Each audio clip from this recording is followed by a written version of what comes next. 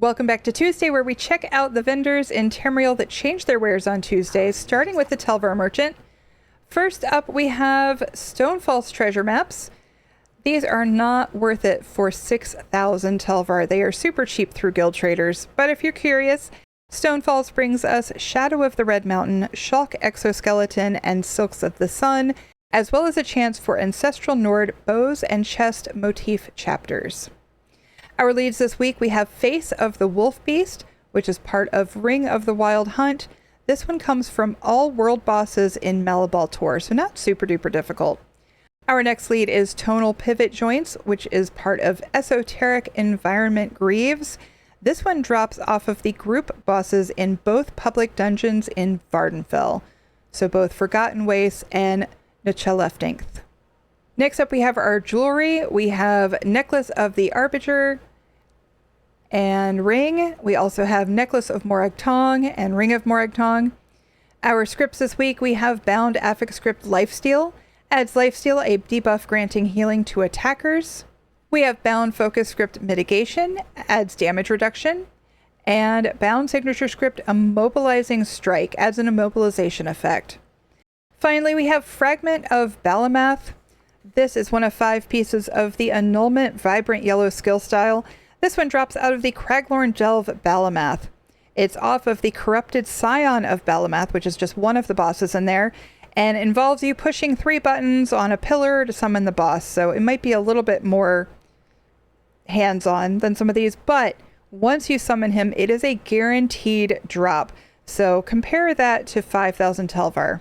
Choice is yours. All right, we're going to head over to the Scholarium and see what scripts he has. All right, here we are at the Scholarium. First up, we have Bound Affix Script Cowardice. Adds Cowardice, a debuff reducing weapon and spell damage. Bound Focus Script Mitigation. Adds damage reduction. Bound Focus Script Restore Resources. Adds resource restoration. And Bound Signature Script Growing Impact. Adds enhanced buff and debuff application. Next up, Infinite Archive. All right, let's see what Filer Ul has for us. Starting off strong with Telvanni Peninsula treasure maps. Normally, I don't suggest treasure maps. However, Telvanni Peninsula not only brings us Adamant Lurker, Kimona Tong, and Vivek's Duality, but they're worth a lot because there are a lot of leads hidden in the maps. Looks like about a 1 in 6 chance typically of getting a lead, and there are 9 leads that you can get. 6 are for furnishings. 3 is for an additional furnishing, but it's a multi-part for the Apocryphal Well. So the Telvanni Peninsula treasure maps have held their value fairly well. They're at least in the thousands, and they can be hard to get. So if you're looking for some of those leads to complete your codex, remember if you get 3 furnishings dug up for a furnishing and complete the codex, that means you can now buy as many as you want from the achievement vendor for gold. So it's very valuable to have all of those furnishings. And of course, they're not curated. So you're going to get leads that you don't need. And it's going to take you a little while to get all 9 of those times 3. So I do think that this is a good deal today. Next up, we have the Lord Warden Mask style page. Of course, Lord Warden drops in Imperial City Prison, but the style pages only drop in a small window. The mask comes from the boss. You have a higher chance of getting it if you have done the achievement. These drop in vet. But even if you have the achievement, the drop rate is horrific. So even though that gives you a better chance of getting the mask, the chance is still pretty low. And then, of course, the matching shoulder would come from keys from the Undaunted vendor. So if you're looking for the Lord Warden mask, I do think that this is a good deal, even at 15,000 archival fortunes. When you look at time investment, I do think this is the better option, and I'm always going to recommend the masks. Next up, we have Cartographer's Rucksack, which is one of, I believe it's 7 pieces of the Masterfield Cartographer costume. These Cartographer pieces will drop in Nechethenkarst Public Dungeon in Blackreach Greymoor Caverns. These have a decent drop rate, especially your first of the day. But if you'd rather just get this one out of the way, it's here for 3,000 archival fortunes. Next up, we have companion equipment light armor. I typically don't recommend these. You're at the mercy of RNG as to what trait you get. They are bound, so you can't sell them if it's one that you don't want. So I think just farm these the old-fashioned way, but they're here for 5,000 archival fortunes if you really want to try your luck. Next up, we have our leads. We have Cold Stone Tabletop Lead. This is for the Apocrypha Jewelry Crafting Station. These drop right here in Infinite Archive.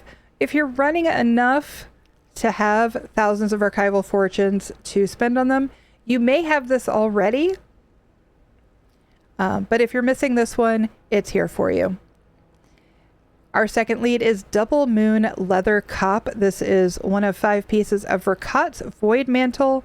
This one drops from the Orcrest public dungeon in Northern Elsewhere and drops off of any of the bosses. Sadly, not one of the trial leads this week. Sorry, guys.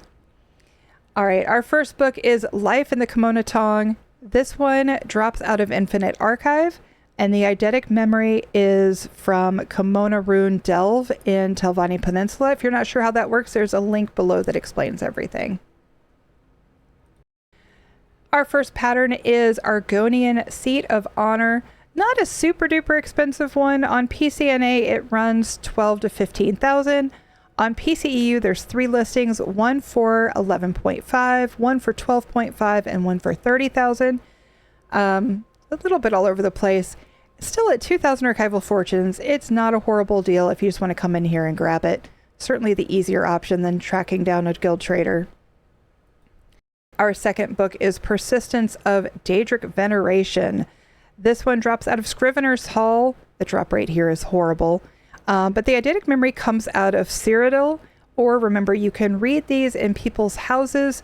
My guild hall is open on both PCNA and PCEU. You just have to look me up, not under recommended, which is the default. Make sure you go to browse houses to find me. Our second plan is Praxis Deadlands Archway. These prices are all over the place, but I think this one's worth it. On PCNA, we have 4 listings ranging from 10,000 to 900,000. I think the 10,000 is an outlier. And on PCNA, it looks like we have 5 listings for everywhere from 4,800 gold to 500,000 gold. They're kind of all over the place. Honestly, just come get it here. It's the easiest way. Another good one, we have Praxis Telvanni Arched Light Organic Azure. This one runs about 100 to 135k on PCNA, and there's no listings for this on PCEU. So not only is this beautiful, but it's nice and easy to get this week. Next up, we have Archival Riddles. Consume 20 Archival Riddles to unlock the Archival Veteran Achievement and the Veteran of the Infinite Body Art. Here's our Veteran of the Infinite Body Art. I do think these are pretty expensive, and they are a guaranteed drop from doing the dailies in Infinite Archive, so I would probably skip this one unless you're only missing 1 or 2 and want to be done. Our scripts this week, we have Bound Affix Script Brittle. Adds Brittle, a debuff increasing critical damage taken. Bound Affix Script Empower. Adds Empower, a buff increasing heavy attack damage. Bound Focus Script Taunt, which of course adds a taunt. And Bound Signature Script Fencer's Parry. Adds deflection of next direct damage attack. And finally, we have Heroes Almalexia Deck Fragment. This is part of the Almalexia deck for Tales of Tribute, and this one is found occasionally after defeating bosses inside Gorn and the Underweave public dungeons. Next, we're going to run some Infinite Archive and see what gear is dropping. A viewer pointed out last week that after Arc 2, starting in Arc 3, different gear was dropping last week. We're going to test that out. We'll be right back and let you know what we found. Yep, I'm ready. I think. We'll find out. But yeah, enter the giveaway. Last chance. We're going to draw here in a second. Oh, I don't remember if it was left or right. Oh, no. Oh, good. I guessed right. I don't remember. No! Wrong way. Oh, how did I do it? I kind of touched the edge there. I don't know how I did that, but, yeah. Teach me not to pay attention. Maybe I wasn't ready. It was total hacks. Total hacks. We just ran 2.5-ish arcs of Infinite Archive, and it looks like this is happening again. So in the first 2 arcs, we were getting gear from Cold Harbor, which includes Meridia's Blessed Armor, Prisoner's Rags, and Stygian, as well as from Hughesbane, which includes Baraha's Curse and Savara's Scales. However, once we got to Arc 3, in addition to the Hughesbane gear, instead of Cold Harbor, we were getting gear from Malabal Tor, which includes Salvation, Spinner's Garments, and Thunderbug's Carapace, which you can see in my list here. I do believe this is a bug, but for now that's what's dropping. And in doing some experimenting and watching other streamers last week, it looks like that set that starts dropping in the 3rd arc does maintain all the way through the rest of your run. So you're only going to get, it looks like, Cold Harbor gear from the first 2 arcs. After that, it'll be replaced by Malabal Tor. We'll see if this continues or if it gets fixed. All right, that's going to do it for this week. We'll see you in the next one.